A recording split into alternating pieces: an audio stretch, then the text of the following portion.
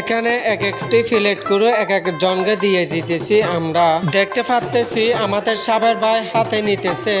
আমাদের প্রতি দেখতেছি আমরা এক একজনের প্রতি এক একজনের ভালোবাসাটা হয়ে গেল।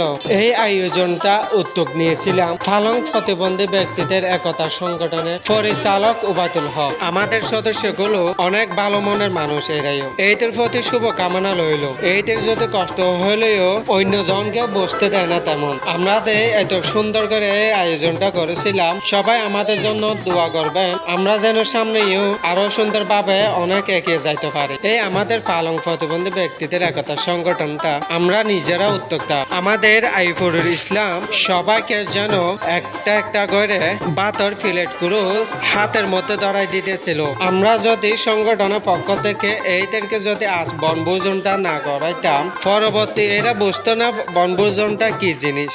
আমি চেষ্টা করে যাচ্ছি এইদেরকে যেন সব সময় হাসি খুশি রাখার জন্য। এরা প্রতিবন্ধী হয়ে যেন এদের মনে কষ্ট না আসে, এই কারণে এইদেরকে সব সময় আমি চাইতেছি বিনোদনের মাধ্যমে এইদেরকে রাখার জন্য। জানি না কার মনে কি আসে। হে আল্লাহ, তুমি এদেরকে বোঝা তৌফিক দান করো। আমি চেষ্টা করে যাচ্ছি এবং চাইতেছি সমাজে যেন এরা প্রতিবন্ধী যে এদেরকে যেন অবহেলা না করে। প্রতিবন্ধী ব্যক্তিদেরকে নিয়ে আমি এক পরিকল্পনা নিতেছি।